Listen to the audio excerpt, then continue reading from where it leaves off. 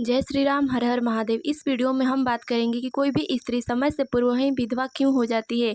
किस कर्म के कारण, किस श्राप के कारण समय से पूर्व ही वह विधवा हो जाती है। तो चलिए इस बात को हम एक कथा के माध्यम से समझते हैं। एक बार माता लक्ष्मी जी भगवान विष्णु जी से बोली, हे प्रभु, किस श्राप के कारण कुछ स्त्रियां समय से पूर्व ही विधवा हो जाती है। तब भगवान विष्णु बोले, हे देवी, अचानक से आप ऐसा प्रश्न क्यों पूछ रही है। तब देवी लक्ष्मी बोली, हे प्रभु, धरती लोक में मैंने देखा कि 3 औरतें आपस में सहेली है। उनमें से 2 स्त्री अत्यंत ही दुखी है तथा समय से पूर्व ही विधवा हो चुकी है, तथा जो तीसरी स्त्री है वह अत्यंत ही प्रसन्न है तथा अपने पति के साथ सुखमय जीवन व्यतीत कर रही है। हे प्रभु, ऐसा क्यों हुआ उन दोनों स्त्रियों के साथ जो वे समय से पूर्व ही विधवा हो गई। कृपा कर मुझे इसका कारण बताएं। तब भगवान विष्णु जी बोले, हे देवी, मैं एक कथा के माध्यम से तुम्हारा यह संशय दूर करता हूँ। कथा पूरे ध्यान से व पूर्ण सुनना, क्योंकि आधा अधूरा ज्ञान व्यक्ति के किसी काम का नहीं होता है। अतः इतना का भगवान विष्णु जी देवी लक्ष्मी जी को कथा सुनाने लगे। एक नगर में एक राजा राज्य किया करता था। वहाँ अनेक नौकरों के साथ एक नौकर ऐसा था जो अक्सर अपनी पत्नी के पतिव्रत धर्म का गुणगान किया करता था। उस नौकर की पत्नी अत्यंत ही सुंदर व पवित्र चरित्र वाली तथा पतिव्रता थी। ये बात जब राजा तक पहुंची तो वह उस नौकर को अपने दरबार में बुलाए। क्या सच में तुम्हारी पत्नी पतिव्रता है। तब नौकर बोला, जी महाराज। तब उस राज्यसभा में बैठा एक मंत्री बोला, महाराज, अगर मैं इस नौकर की पत्नी का पतिव्रत धर्म नष्ट कर दूंगा तो यह क्या करेगा। तब नौकर बोला, महाराज, यदि ऐसा होता है तो आप मुझे मृत्यु दंड दे सकते हैं, लेकिन अगर यह मंत्री मेरी पत्नी का पतिव्रत धर्म नष्ट नहीं करवा पाया या नहीं कर पाया तो इस मंत्री को फांसी की सजा दी जाएगी। राजा ने इस बात को मान लिया तथा मंत्री को आज्ञा दे दी।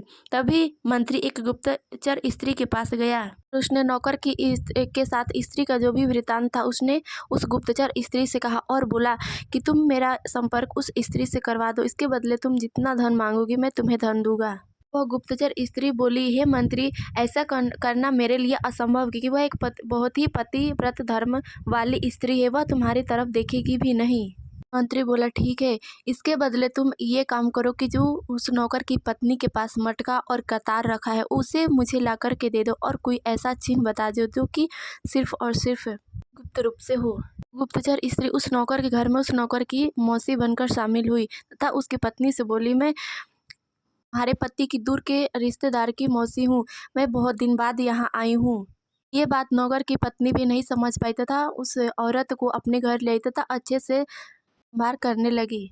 बार नौकर की पत्नी स्नान कर रही थी, तभी वह बहाने से उस गुप्तचर स्त्री नौकर की पत्नी की जांघ पर तिल गुप्त रूप से देख लेती है तथा जब नौकर की पत्नी रसोई घर में खाना बनाने गई उस समय उस मौके का फायदा उठाकर उस गुप्तचर स्त्री ने नौकर की पत्नी के कमरे में रखे हुए मटका और कतार चोरी करके ले आई तथा मंत्री को दे दी, और उसने जो पत्नी के जांघ पर तिल देखा था वो गुप्त तिल भी उस मंत्री को बता दिया।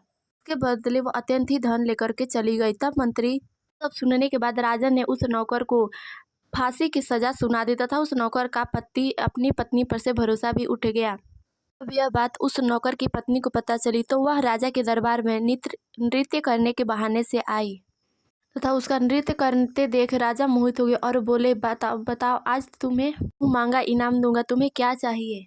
वह स्त्री बोली, हे महाराज, आपके राज दरबार में किसी ने मेरी सोने की अंगूठी चुरा ली है, कृपया आप उसे फांसी की सजा सुना दीजिए। तब राजा बोला, हे स्त्री, अभी उस व्यक्ति को फांसी की सजा सुनाता हूँ, तुम नाम बताओ कौन है वह। तब वह स्त्री बोली, यही वह मंत्री है। तब वह मंत्री बोला, महाराज, ये झूठ बोल रही, मैंने तो इसे आज तक देखा भी नहीं। तब वह स्त्री बोली, महाराज, जब इसने मुझे देखा ही नहीं, इसे कैसे पता कि मेरे जांघ पर तिल है तथा इसके पास कटार और मटका कैसे आया है। महाराज, मैं उसी नौकर की पत्नी हूँ जिसके साथ इस मंत्री ने छल किया है। इतना कहकर वह नौकर की पत्नी उस गुप्तचर स्त्री का सारा रहस्य खोले देती है। यह सब सुनने के बाद राजा उस नौकर को फांसी की सजा माफ करते हुए उस मंत्री को फांसी पर चढ़ा देते हैं। तब भगवान विष्णु जी माता लक्ष्मी से बोले, हे देवी, अपने जो 3 स्त्रियों में सबसे सुखी व सौभाग्यवती स्त्री के बारे में कहा, यह वही नौकर की पत्नी है जो कि अपने पति को बचाने के लिए राजा के दरबार में आई थी। इस वीडियो में बस इतना ही, मिलता है अगली वीडियो में, तब तक ले जय श्री राम, हर हर महादेव।